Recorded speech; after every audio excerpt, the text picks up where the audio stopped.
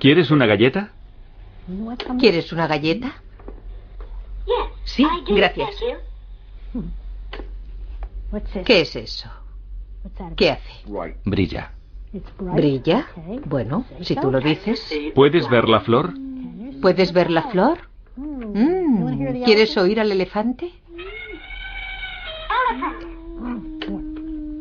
Es muy estridente, ¿a que sí? Elefante. ¡Hala! ¿Me enseñas tu tarjeta? Tenía este niño precioso y encantador y lo perdí. Llevo buscándolo desde entonces. Y nunca dejaré de buscarlo. Sé que está ahí, en alguna parte. Aquí tenemos las fotos con Santa Claus que muestran una progresión interesante. A los 2 años era un poco tímido, pero eso es normal a esa edad. A los 3 años parecía estar bastante bien. A los 4 no iba tan mal. Aquí ya tiene los 5 y empezaba a distanciarse. 6 años. Sus ojos están vacíos. 7 años. Algo ha pasado. Ahí es cuando fuimos a la primera consulta psiquiátrica y le diagnosticaron autismo, algo de lo que yo no sabía nada. Recuerdo lo mucho que me asombró que más que el niño, el paciente fueran los padres.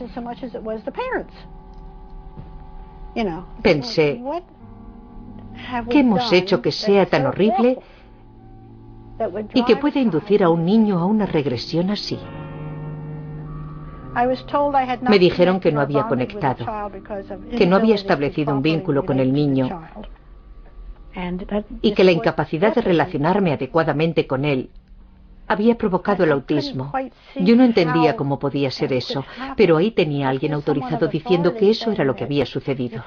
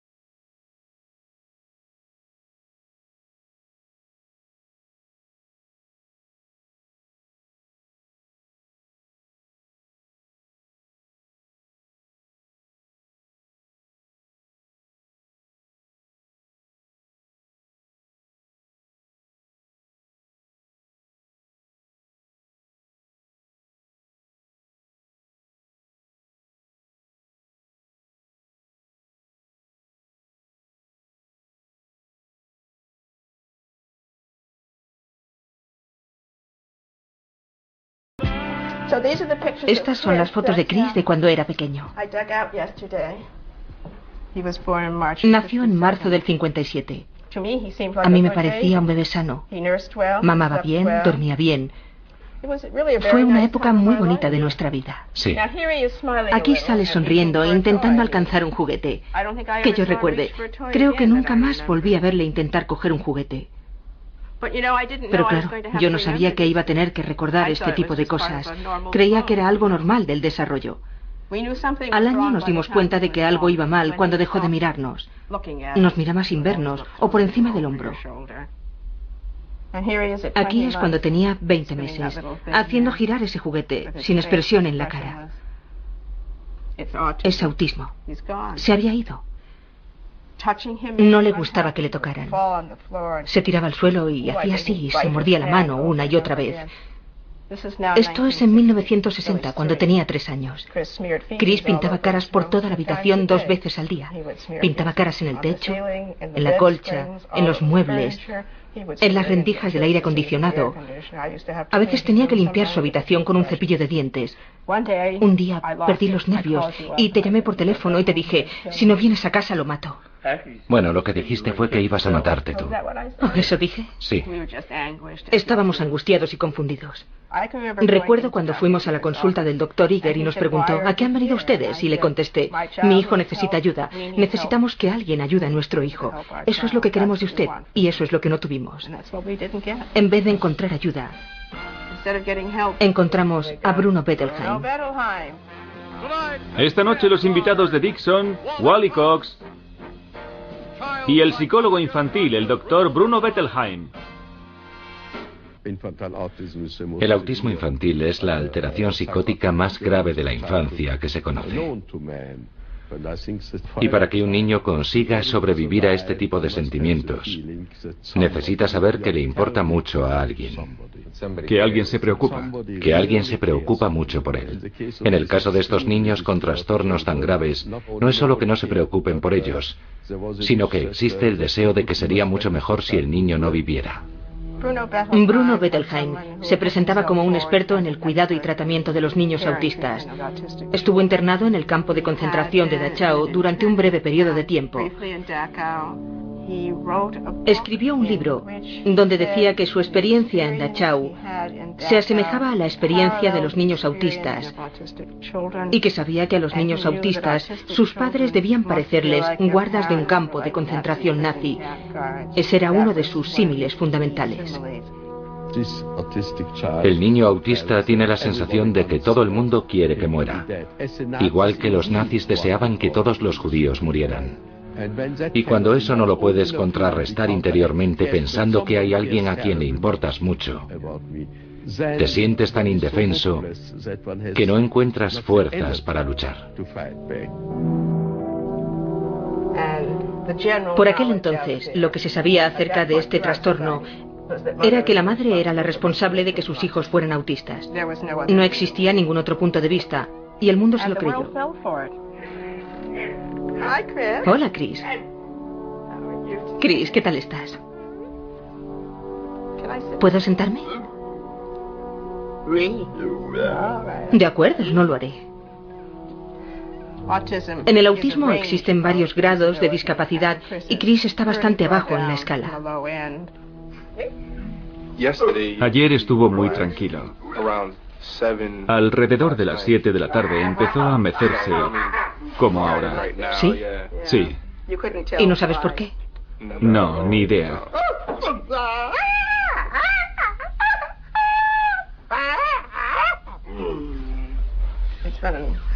Hace, no sé, un par de meses que... Que no le vemos así. Que no le vemos así.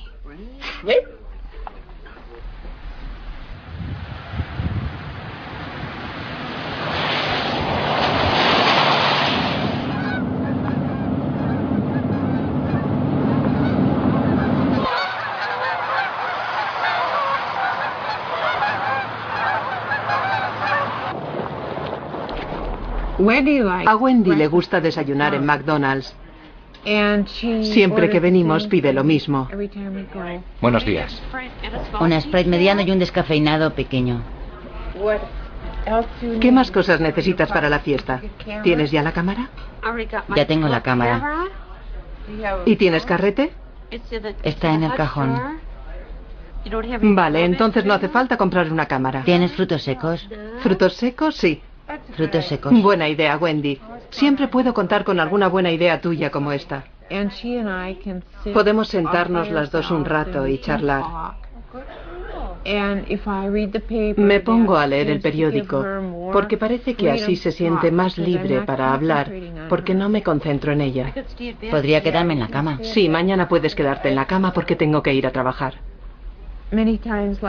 La vida no ha sido siempre así de fácil. John y yo necesitábamos tener un amor especial en nuestra familia por nuestros hijos.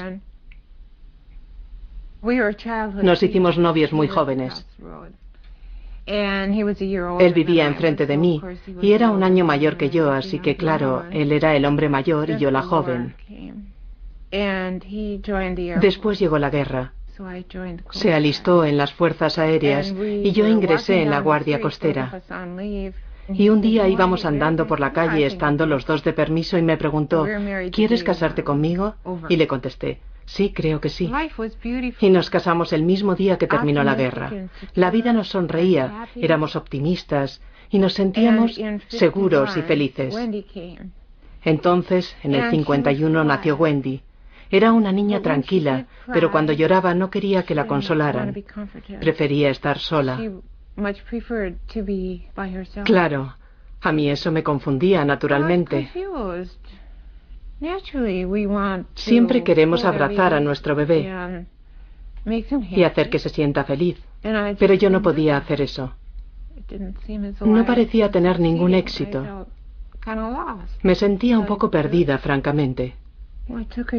La llevamos a un psiquiatra infantil. Nos llamó a su consulta y casi todos sus comentarios iban dirigidos a mí. Hola, señora Roberts. Sabemos que estos niños parecen rechazar a la madre. No desean el cariño de los brazos de la madre. ¿Por qué cree usted que puede ser eso, señora Roberts? Y yo pensé, si lo supiera, no estaría aquí. A pesar de su ternura, la madre es incapaz de establecer una relación cómoda y segura con sus hijos. Y sus acercamientos están faltos de sensibilidad. Conocí a otra madre en la sala de espera y, como se sabe, dos madres en una sala de espera siempre empiezan a hablar. Y me dijo, ¿es usted otra de esas madres nevera? ¿A qué se refiere?, le dije. ¿Es que no lo sabe? Eso es lo que somos. Madre nevera. Esa era la etiqueta que te ponían cuando intentabas conseguir la ayuda de alguien. La determinación de la madre por establecer un contacto normal con Margaret puede sumergirle cada vez más en el autismo. Una madre nevera, según la definición de Bettelheim y el psicólogo infantil freudiano, es alguien que se resiste a relacionarse con su hijo y amarlo, alguien que se muestra lejano, alguien que no estuvo ahí para apoyar a su hijo, que no tenía nada que ofrecerle.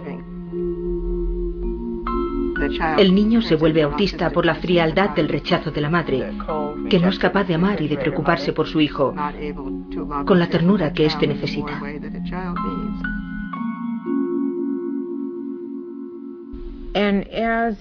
Mientras explicaba el tratamiento a seguir, permanecí allí sentada, sin dar crédito a lo que oía.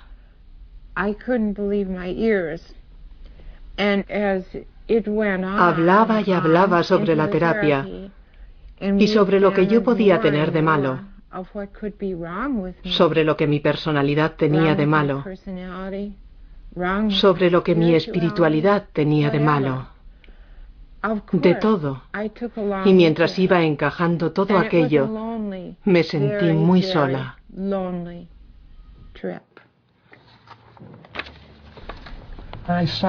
Empecé a trabajar con niños primero en pediatría, después en psicología infantil. Recuerdo a una asistente social de la clínica pediátrica que me decía, fíjese en algunas de las madres que vienen aquí, fíjese en ellas. Se sienten abrumadas por la experiencia. Llevan la cabeza gacha, se sienten heridas, llegan aquí pensando que las van a juzgar y somos nosotros quienes van a juzgarlas. Todavía me acuerdo, lo recuerdo, gracias a Dios, pero al mismo tiempo no me parecía que fuera tan importante. Por aquel entonces pensaba, ¿por qué me dice todo esto? ¿Qué le pasa para que hable así? Este es un sistema cerrado y totalitario. Si tienes alguna reserva o alguna duda o cambias de idea, es tu problema. Nosotros somos quienes te juzgamos y a veces hasta te acusamos. Y eso no es muy agradable.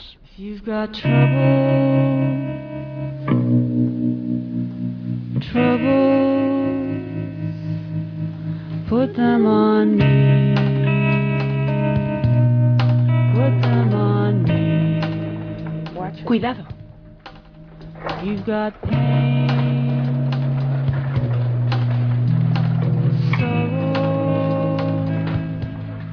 Por aquí.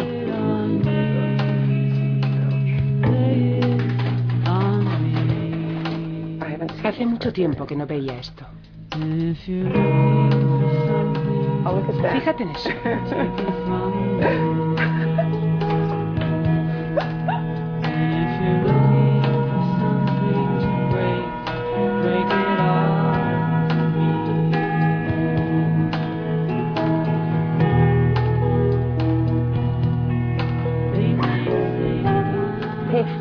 Pete, ¿quieres venir a ver esto? Sí, ¿por qué no? Hola, cielo. Mira eso. ¿Sabes quién es ese? ¿Quién es? ¿Quién? Yo. ¿Eres tú? Yo. Cuando nació Peter, yo era muy joven. Me casé a los 18 años. La carga que supone tener un hijo autista, que pasaba por cosas que yo no comprendía, fue algo verdaderamente abrumador. Sí, supongo que ahí ya estabais divorciados. Tu padre había salido con los dos. Sí, porque tú no apareces. Ahí estáis. Mi hermano y yo jugábamos mucho de pequeños. Yo le pellizcaba la nariz. Sabía que quería hacerle rabiar y luchábamos un poco. Era una comunicación muy sencilla y sincera. Y creo que tanto mi madre como yo hemos sentido siempre que Pete nos ofrecía la oportunidad de aprender cómo amar a alguien. Yo estaba en tratamiento como madre con un asistente social y también había leído a Bettelheim, así que sabía lo que buscaban. Pero recuerdo que cuando tuvieron los resultados de todas aquellas pruebas y al ver lo que estos profesionales decían de mí, fue algo muy, muy traumático. Me disgusté muchísimo al leer todo aquello. La palabra psicótica se mencionaba más de una vez. Y aquello fue devastador para mí. Como decía Miklos, estaba nerviosa y abrumada. Era una situación difícil. Pero yo no estaba psicótica. Para mí, un héroe es aquel capaz de olvidarse de sus propias necesidades por otro, especialmente durante largos periodos de tiempo. Alguien que actúa movido por la compasión y el amor, sin pensar en sus propios intereses. Mi hermano necesita un protector. Creo que mi madre se siente la protectora de su vida. Ha renunciado a una gran parte de su libertad por eso.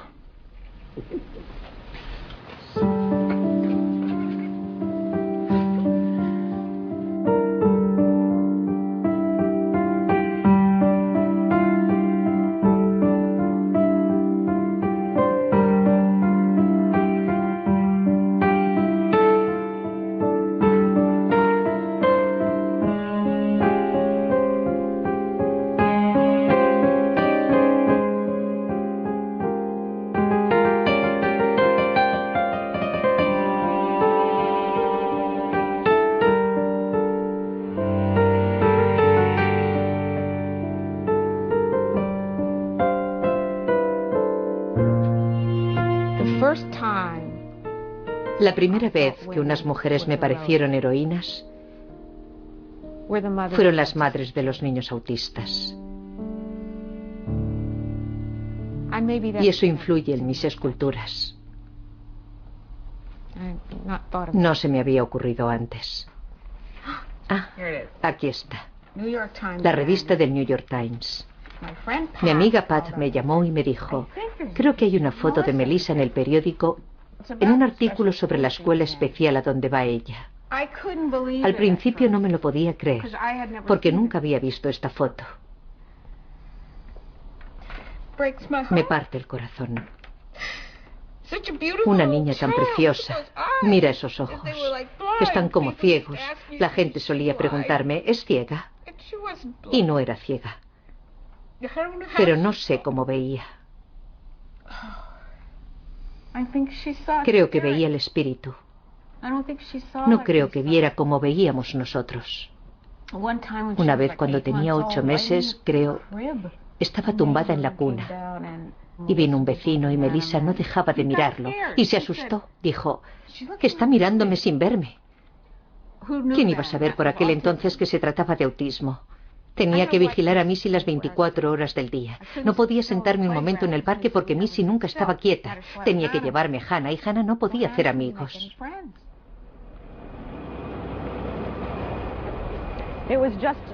Esa era mi vida. Era mi hermana mayor. Y a medida que me hacía mayor, más me daba cuenta de que la gente se comportaba con ella de modo diferente. Y allí donde estuviera ella siempre pasaban cosas. Cosas raras en la casa, donde estuviera. Pero Hannah, te asustarías muchas veces. Sí. Sí, yo estaba asustada.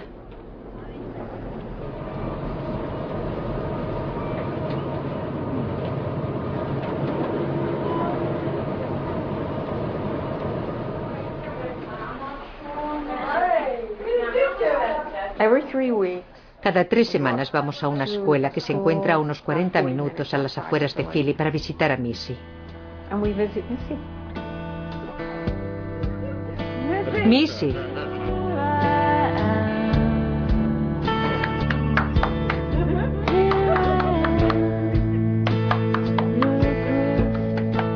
¿Qué contenta estás? ¿Cómo vienes a casa? ¿Sabes a quién vas a ver? Sí, con la boca llena de galletas.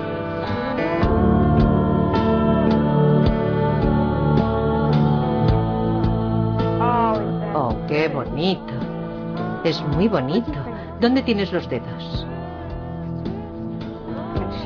Le encanta divertirse y le encanta la música. Tiene un gran sentido del humor. Está llena de amor. Qué linda. Estás muy guapa, Missy. Qué guapa eres.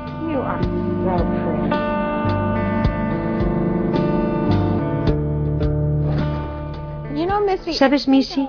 Me parece que quiero que... A ver, aquí hace frío.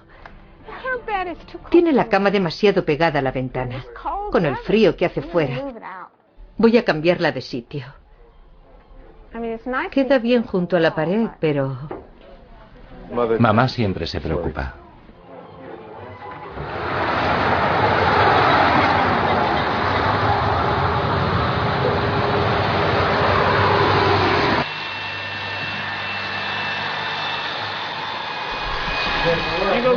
¿Le va a dejar algo de raya? Sí, claro. Bien. Patatas panaderas. Afeítele la barba. Está mejor sin ella. Patatas panaderas con salchichas. No, todavía no. ¿Qué? Todavía no. Primero tenemos que cortarte el pelo. El señor Hubbard te lo cortará con la maquinilla para que te quede bien. Siempre quise tener hijos, pero nunca creí que fuera a tenerlos. Por eso, cuando me quedé embarazada de Steve, fue como la segunda venida de Cristo a la tierra. Sin cuchilla. Un día, cuando Steven ni siquiera tenía los 2 años, me encontraba en la biblioteca y la bibliotecaria me dijo: tenemos ahí unos libros. ¿Le gustaría leer algo sobre el autismo? ¿Autismo? Lo que se explicaba en aquel libro parecía identificarse con Steven. La rigidez, la repetición. En la siguiente visita al pediatra le pregunté si creía que Steven tenía autismo. En aquel momento había más de un médico. Había un equipo de médicos en la Universidad de Illinois y me dijo que no. Me dijo: puede tratarse de una alteración emocional, pero no es autismo. No encajábamos en el molde. No encajábamos en el molde clásico del autismo, que es raza blanca, clase media alta y muy inteligente. Jimmy es un niño autista. Tiene 11 años. Su padre es especialista en plantas de energía nuclear. Joseph tiene 7 años. Sus padres son licenciados universitarios y su padre es profesor de universidad. En realidad no era un tema discutible. Según los médicos, mi hijo no podía ser autista. Yo no era blanca y se suponía que no había recibido ninguna educación. Por lo tanto, se le etiquetó de emocionalmente alterado. Tu hijo tiene una discapacidad que puedes reconocer y te dicen que no, que eso no puede ser. Usted ni siquiera puede ser una madre nevera. Menuda ironía.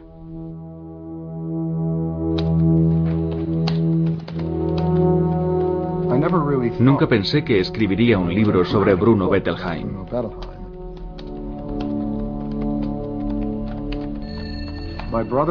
Mi hermano fue a la escuela de Bettelheim desde 1943 hasta su muerte en 1948.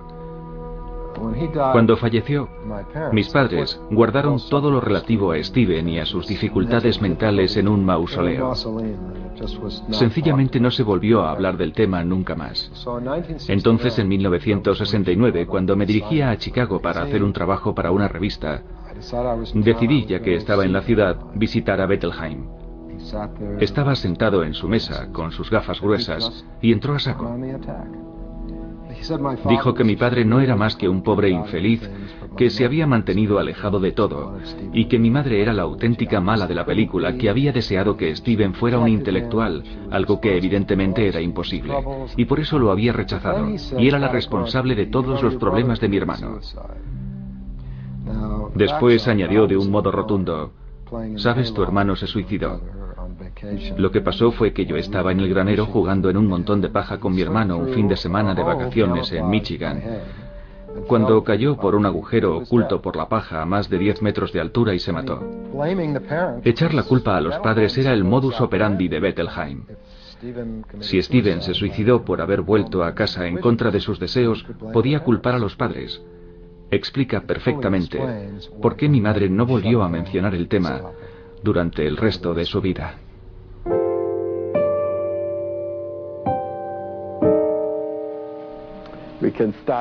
Podemos comenzar con las diapositivas, si quieren. Apaguemos la luz. Este es el edificio principal por donde entran los padres.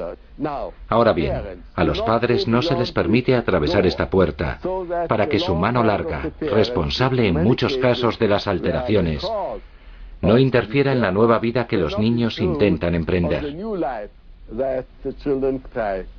Siguiente, por favor. Esta es la estatua llamada La Dama. Representa la imagen de la madre, a donde los niños pueden ir y pisarla, andar sobre ella, tumbarse sobre ella, darle una patada. Todas estas actividades tienen lugar en torno a esta figura. Yo fui de las últimas de aquella generación de madres bombardeadas con la basura de Bruno Bettelheim. Aún así me pilló y mi hijo estuvo en un colegio inscrito en esa filosofía. Mi hijo Sem nació en 1975. Yo era muy joven y acababa de casarme. Cuando tenía 5 meses fuimos a Puerto Rico para visitar a mi madre. Fue entonces cuando mi madre me dijo: María, creo que algo no va bien.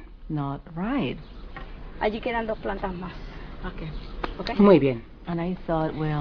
Y pensé, bueno, ¿qué sabe mi madre? Ella no es médico. Mi madre no había pasado del instituto y supo lo que los expertos debieron saber, pero no dijeron nada. Sem, ¿me ayudas con las plantas? ¿Lo ves? Puedo hacerlo yo. Espera, puedes hacerlo tú. ¿Lo ves? Parece que esas no necesitan agua. Voy a regar las plantas. Yo sabía que iba a hacer eso. Ay, Shemi, no. No, Shemi. Shemi. Vale, ya es suficiente, Shemi. Creo que lo haré yo. Gracias, muy bien. Quiero hacerlo yo.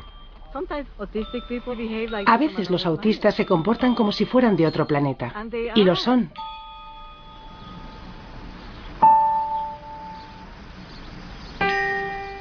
Verdaderamente son personas completas. Son personas completas, pero con una cultura diferente, con un modo de comunicarse diferente, con un lenguaje diferente. Puede que para nosotros no tenga ningún sentido, pero ellos tienen su lógica.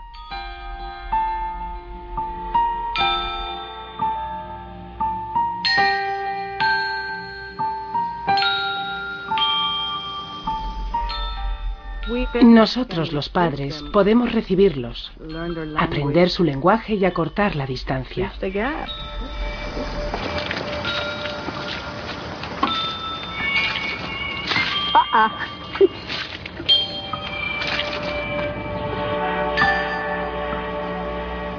Mamá, tú sabes que tú fuiste la primera persona que notó algo en Shem. Yo lo que noté en él era que estaba así para arriba y se salía riendo. Y yo pensé, está soñando con los angelitos. Y el nene, en lugar de mirar y entretenerse con las cosas que había, él miraba para arriba, pero no se movía. Y él no se movía. ¿Por qué tú piensas que tú fuiste la única? Ni siquiera la institución médica, nadie encontraba nada. El instinto, el espíritu y el amor. Vi en el niño lo que estaba malo. Lo vi espiritual. Yo lo amaba, ¿verdad? En mi corazón sentí ternura por él y pensé que llevándolo a un doctor quizás los médicos podrían, ¿verdad? Y fue cuando te lo dije a ti. Pero fue ese instinto espiritual, ¿verdad? Que hay en uno, en los corazones de las madres y los abuelos. Ayúdame a levantar. Cuando Shemi tenía unos 9 años, el único colegio que había tenía un director que había sido discípulo devoto de Bruno Bettelheim. Y me dijo, la familia es el peor lugar donde puede criarse un ser humano. Por eso intentamos separar a los niños de sus padres, como parte del tratamiento terapéutico. Y desde luego eso es exactamente lo que hizo durante 2 años. No podíamos ver a Sem. Aquella fue la experiencia más dolorosa de mi vida. He pasado por la enfermedad, perdimos nuestro negocio, perdí mi casa, pasé por un divorcio. Pero aunque todas estas cosas son muy dolorosas, nada puede compararse al tremendo sufrimiento de ese dolor. Era tan horrible pensar que debías separarte de tu hijito querido, pero te decían, si no lo hace, o como él lo planteaba, si quiere a su hijo lo hará. Nunca me enseñaron dónde iba a dormir. Les pregunté, ¿qué hacen con él todo el día? ¿Terapia de juegos? Y me contestaban que no. ¿Va al colegio? No. ¿Qué hacen durante todo el día? Por entonces existía una teoría llamada técnica del aislamiento, que consistía en quitarle al niño todos los juguetes y distracciones y dejarlo aislado en su habitación. A lo mejor eso funcionaba con cierto tipo de alteraciones, no lo sé. Pero con los niños autistas, ¿se imagina? Yo tenía la esperanza de que de alguna manera estuviera sobreviviendo la separación. ¿En qué pensaba? Solo lo hicimos por la gravedad de las circunstancias. Finalmente, a los 3 años y medio lo matriculé en un colegio y le diagnosticaron autismo. La directora del colegio era negra y no se creía eso de que estuviera limitado a la raza blanca de clase media. Pero lo que sí creía hasta cierto punto era lo del síndrome de la madre fría. Las madres negras frías se unían a las madres blancas frías.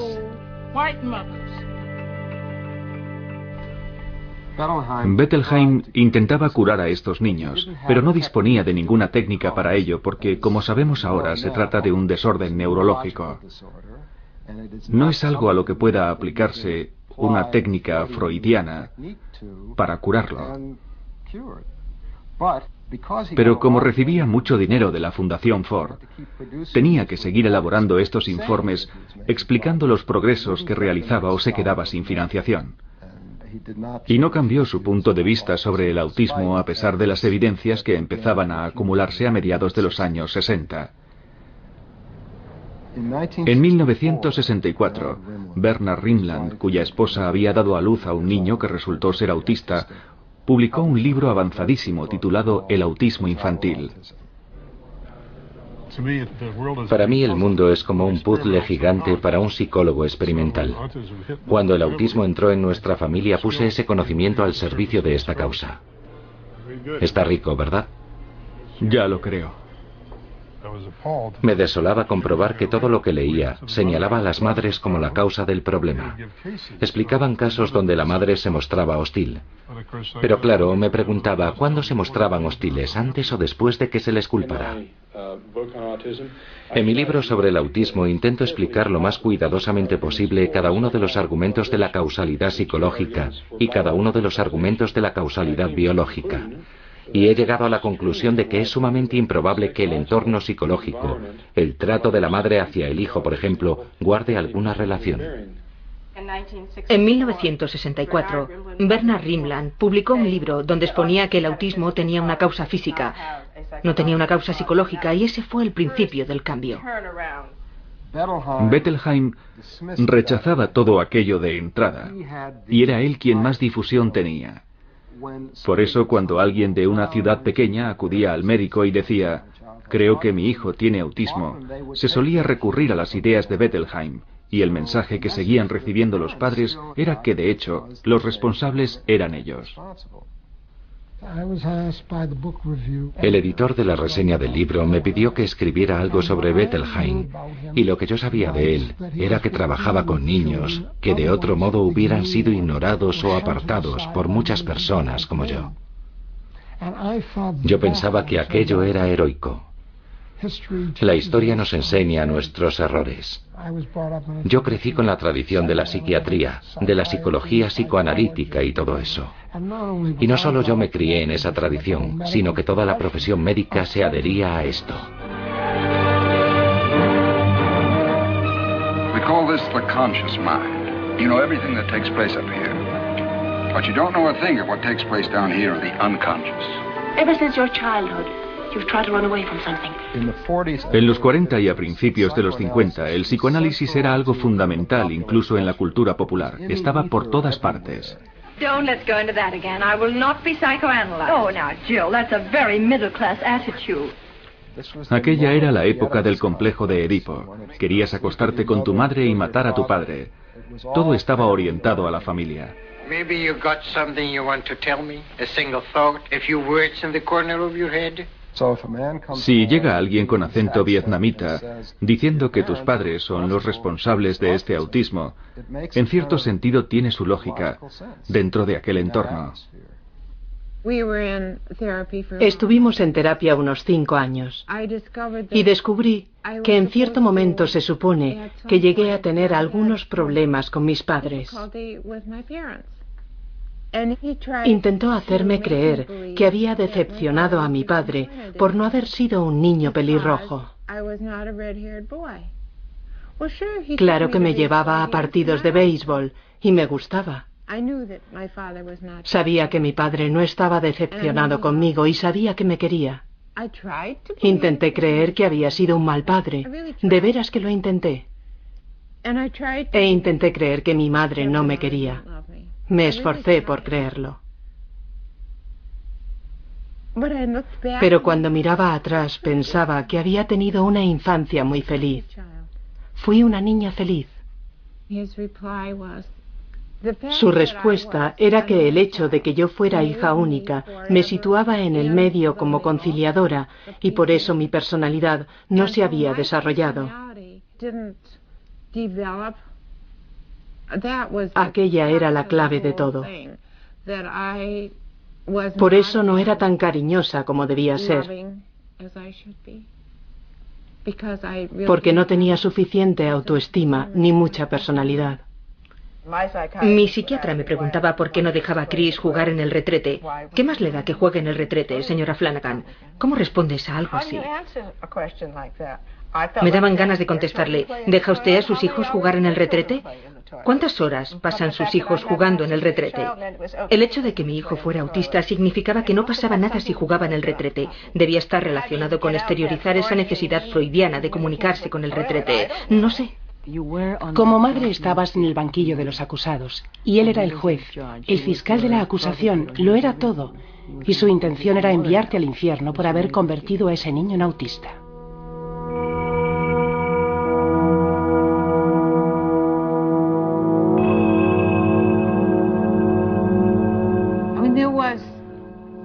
Hubo un momento en que realmente comprendí por qué la gente se suicidaba. Y yo no soy de esas personas. Tengo un gran espíritu vital, mucha energía y mucha energía creativa. Y podía crear algo de la nada. Si me ponen un trozo de cuerda en el suelo o una goma elástica, hago algo con ello. Puedo mirar al cielo y sentirme feliz, pero al levantarme por la mañana, la única razón que tenía para vivir era mantener vivos a mis hijos. Aquella era la única razón.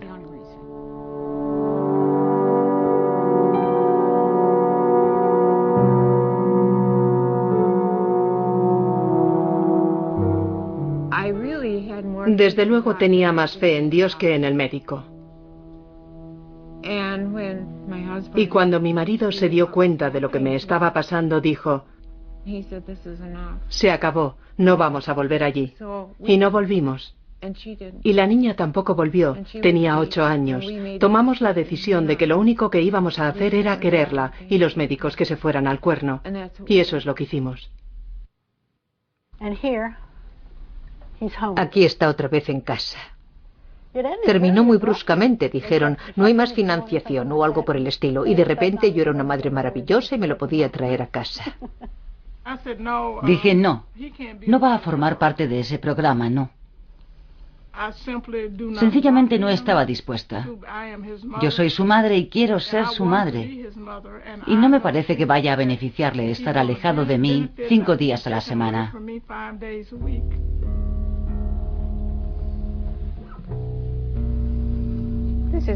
Esta es Eva, acusada de crueldad por coger la manzana del árbol de la vida. Eva fue la primera mujer en tener hijos, fue la primera mujer en quedar encinta. Hay algo creciendo en su interior que tiene que salir, y como no hay ningún tocólogo a quien preguntar, Adán no sabe qué está sucediendo, por eso la serpiente le ofrece información. Y recibir información no tiene nada de malo.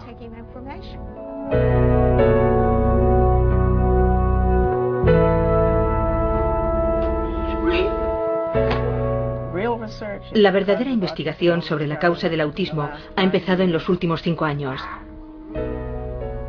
Chris nació en la prehistoria y ahora nos encontramos en el periodo de la Ilustración. Pero nunca es suficiente. Nunca hay escuelas lo bastante buenas. Nunca hay profesores adecuadamente formados. Es necesario trabajar con el sistema político, trabajar con el sistema educativo, establecer programas. Me hice activista porque deseaba ayudar a poner las cosas en su sitio, porque deseaba ayudar a mi hijo. No mejoran las cosas para tu hijo si no mejoran para todo el mundo. Y nadie conoce a estos niños mejor que sus padres, que viven con ellos las 24 horas del día. Eso es lo que siempre les digo a los padres cuando llaman pidiendo información. Nadie conoce a ese niño mejor que ustedes, y no permitan que nadie les diga lo contrario. Bueno, vamos a ir cruzando hasta llegar al final. Cuando Steve viene a la feria del automóvil, el hecho de ver los coches no es lo más importante para él, sino recoger información sobre todos los coches expuestos. Y si nos saltamos alguno, tenemos que volver. No toques nada. Échate hacia atrás.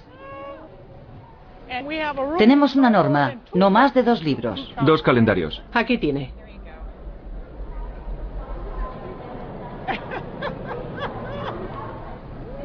Probar este Forescore. ¿Te gusta este? Sí, probar este Forescore. No se puede probar si no te pertenece. No tocar. No tocar. Si no te pertenece, ¿qué haces? No tocar. ¿Qué es esto? Si fuera ahora, no les sería tan fácil hacerme eso. Porque ahora sé mucho más de lo que sabía entonces. Tengo mucha más libertad de la que tenía entonces. Soy mayor y ya estoy jubilada. Tengo muy poco que perder y mucho tiempo en las manos. Y no me quedaría de brazos cruzados.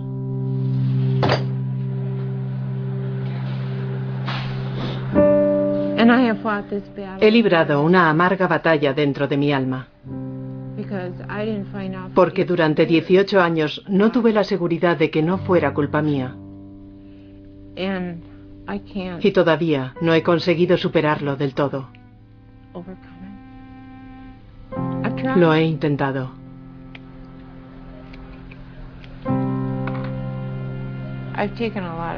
He asistido a muchos cursos, a todo lo que se ofrecía. He trabajado 5 años en la parroquia y fue muy gratificante. Y aunque no se me da muy bien, me gusta pintar. Leo. Pero no hay respuesta para este espacio en el interior de mi alma. En mi alma.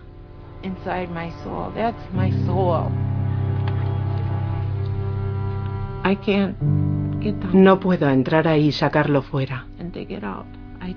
No puedo. Está ahí. Y no es... Es sencillamente resultado del análisis.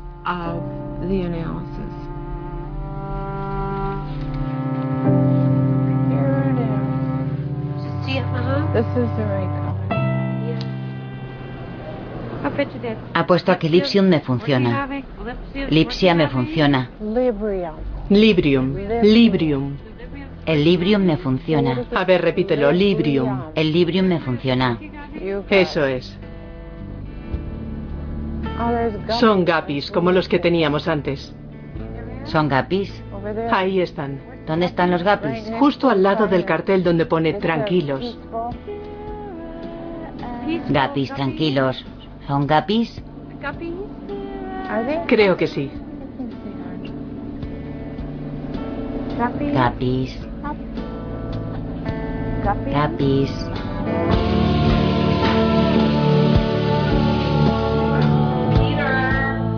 Peter, necesito que me eches una mano.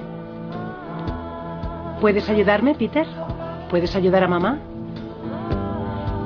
¿Puedes poner esto en el congelador?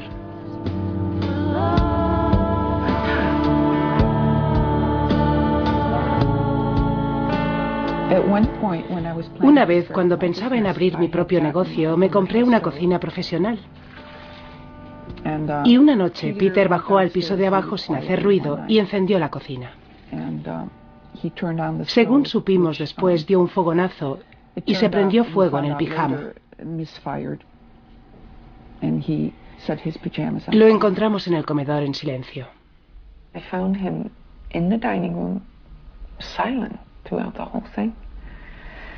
Mientras sucedía todo aquello, no hizo ningún ruido y tenía el pecho totalmente abrasado. Tenía el pijama destrozado y caminaba de acá para allá.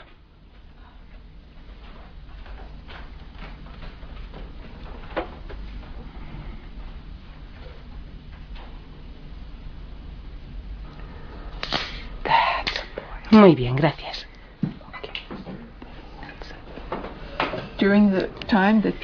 Durante el tiempo que duró el tratamiento de curación de las quemaduras, tuve una experiencia muy positiva con los médicos. Se mostraron muy dispuestos a ayudarme con la dieta de Peter. ¿Puedes ponerme un poco a mí? Algunas cosas eran bastante complicadas por el autismo de Peter. Ponle el tapón. Pero eran unos médicos fabulosos. Ponle el tapón. Entendían que yo conocía a Peter mucho mejor que ellos.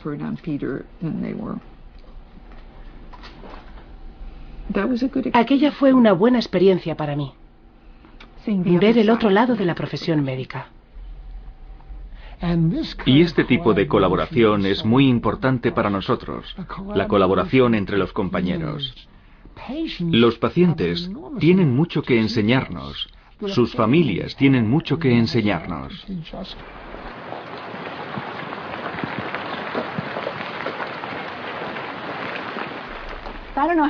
No sé el tiempo que me queda de estar en este mundo. Hola, Paul, ¿cómo estás? Y quiero dejar a Paul en el mejor estado posible. ¿Quieres ponerte el abrigo? Las residencias creo que son la mejor solución para los autistas adultos. Volveremos sobre las 3:30, supongo. Si hubiera más residencias que pagaran salarios decentes, Pero el Estado cierra los ojos ante este problema. Muy bien, hasta luego. En los últimos 5 años se ha producido un gran aumento de los casos de autismo y ahora sabemos que debe existir alguna razón orgánica para ello. Existen muchas teorías y ninguna de ellas establece que la madre tenga la culpa. Y eso supone un gran alivio para todos. Muy bien. ¿Quieres mirar la tele un rato? Le veo todos los sábados. ¿Qué quieres ver? ¿Esto? ¿O prefieres ver Puff? ¿Quién es ese? Puff. Puff el dragón. Mágico.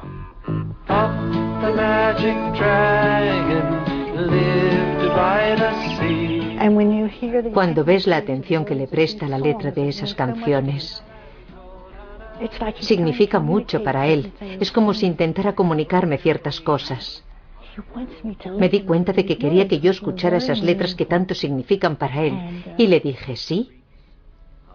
Lo oigo. Lo entiendo, Paul. In an ordinary house was a boy in whose head was locked an untold story. We have concluded our consultation, and being of one mind... The best in all medicine, may we add. We have come to the conclusion that your son will not, nor cannot... Speak, communicate, nor indeed... relate in any way to the world around him. Can't you give us some hope? Alas, the case is hopeless. Lo que más atormenta de todo esto es que a veces ves un rayo de luz. Y por un momento se da cuenta de todo y digo, Dios mío, hay alguien ahí. Y después se desvanece. Pero lo veo, solo durante ese instante. Am I all better? Well, we'll see. To be truly better, you must make a journey with me. But where are we going?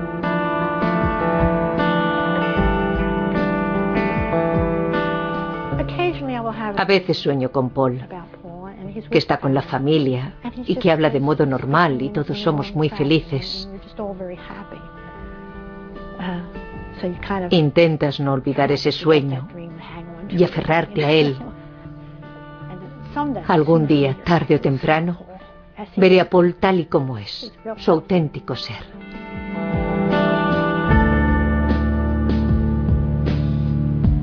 There's no medicine. Ya basta. For the state we're in. There's no way to mend this tear that's in my heart. It's the mystery brought you near me. Scrambles up a dream, makes things that fall apart.